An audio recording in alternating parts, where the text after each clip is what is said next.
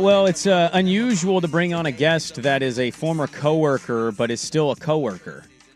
It's actually the same thing for me because I don't work with Will Ortner anymore at the Fan, but I work with Will Ortner still at BetMGM.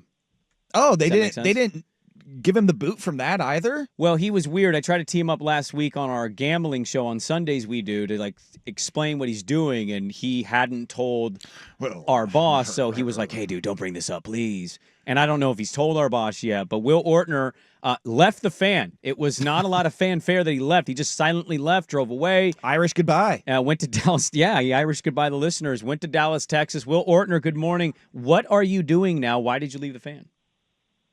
Good morning, Sprague. Well, look, I'm a good Irish goodbye fan. I'm Same. not good at goodbye, so I just kind of sneak out whenever I can. Mm-hmm. So I'm down in Dallas working for a company called Chat Sports.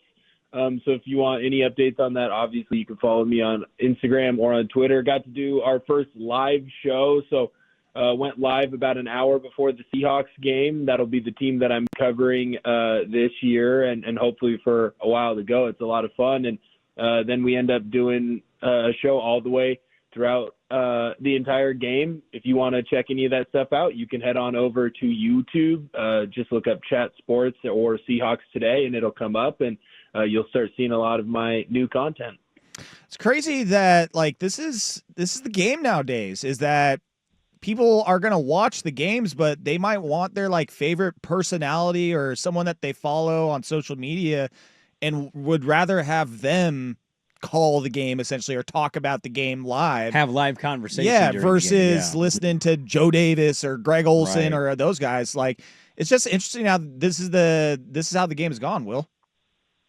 Yeah, I mean, it was a lot of fun last night. A bunch of people tuned in, and we obviously had some fun. Some beverages were flowing. I think it's a different atmosphere. I think ESPN probably started it first by doing the extra alternate castings.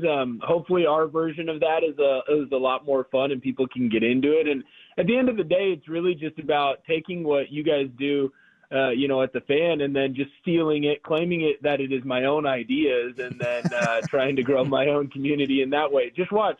Pretty soon people are going to be called P1s. I'm going to start shows by saying it's 6:02 in Dallas, Texas, and it'll be great. Some air horns. I'm not mad at it, actually. If you passed it on and just kept it going and it got all the way to Dallas, Texas, I'd be happy with that. I wouldn't be jealous or mad at all. Well, radio is just a bunch of people stealing ideas from other radio shows throughout the years. So, yeah, you still got the radio heart in you, Will. Good job. We're talking with Will Ortner here of Chat Sports now. He's in Dallas. He's covering the Seahawks. Very odd to me. I'm happy for him. This is a good gig for him. He's good at this. The only odd thing about this gig is that they had to have him move to Dallas, Texas to cover the Seahawks. I still don't really understand that, but I get you want to be close to the offices. They played yesterday. We saw some Milroe. They ended up being a tie. Pete Carroll return game. What was Will Ortner's takeaways, I think, from last night, what he saw from the Seahawks who are going to play? I thought that Gray Zabel looked fantastic on the offensive line. He was moving guys. Baldy had a breakdown on his Twitter today, and I couldn't reiterate it, retweet it, repost it fast enough.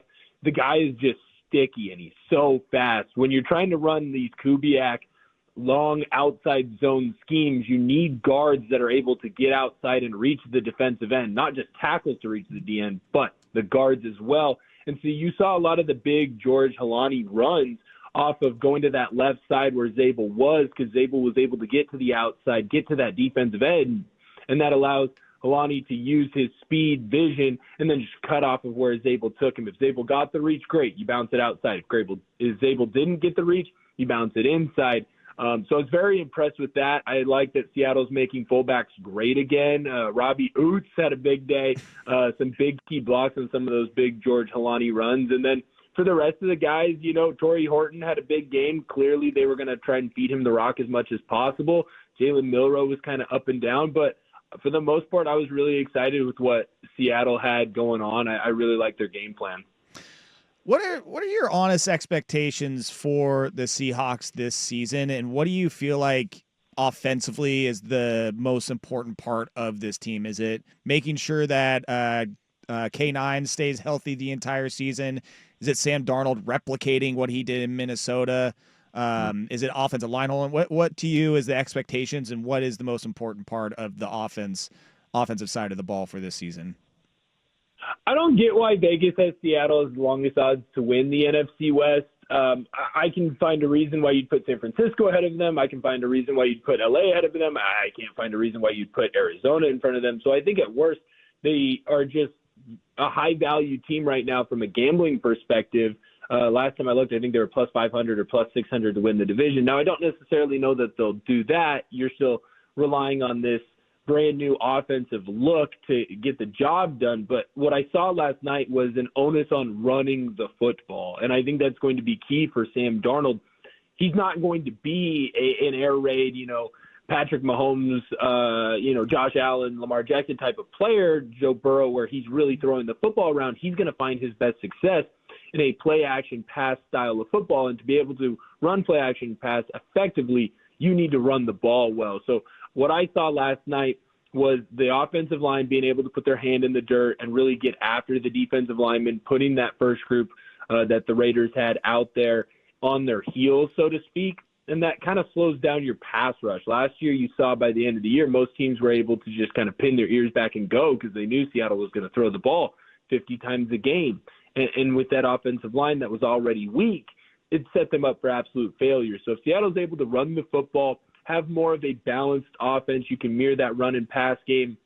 You saw Drew Lock and Jalen Milroe take advantage of, they run the ball on an inside zone 2 or 3 times, a couple drives in a row, and then they run the play action pass out of it, and they were able to find easy completions and move the ball down the field. So I do have expectations of this Seahawks team being in the hunt graphic. I expect John Kornacki and his khakis to be talking about different paths for Seattle to get into the playoffs when we're tuning into games in December.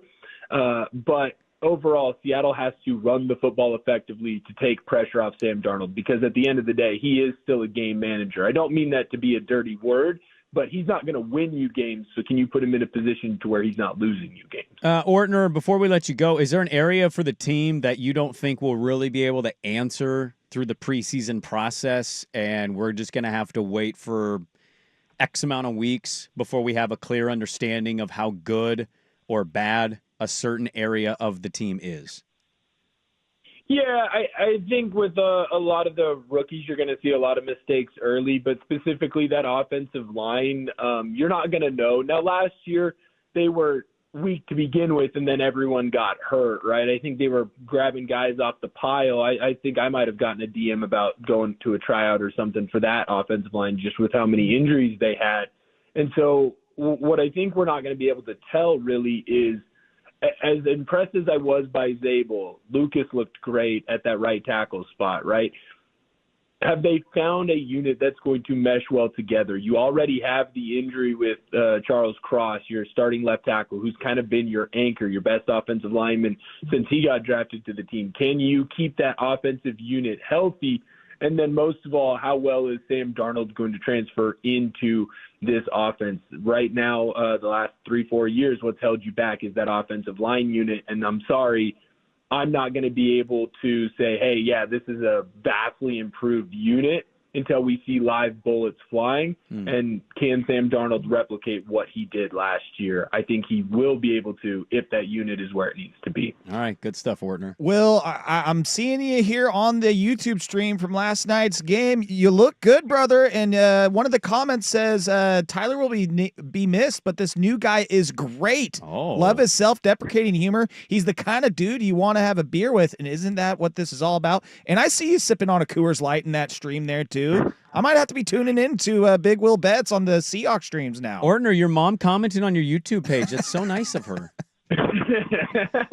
Yeah, we had to have a family discussion about no family comments in the YouTube chat. But yes, that's my boy. Beverages do flow during the show. So if you want to have a beverage with me, that's the perfect way to do it. Make sure that you're commenting in the community. Thank you guys so much for having me on. I miss y'all. Are you doing a show with me Sunday, or do I have a new co-host? Because I've been going through them lately. So are you still on or no?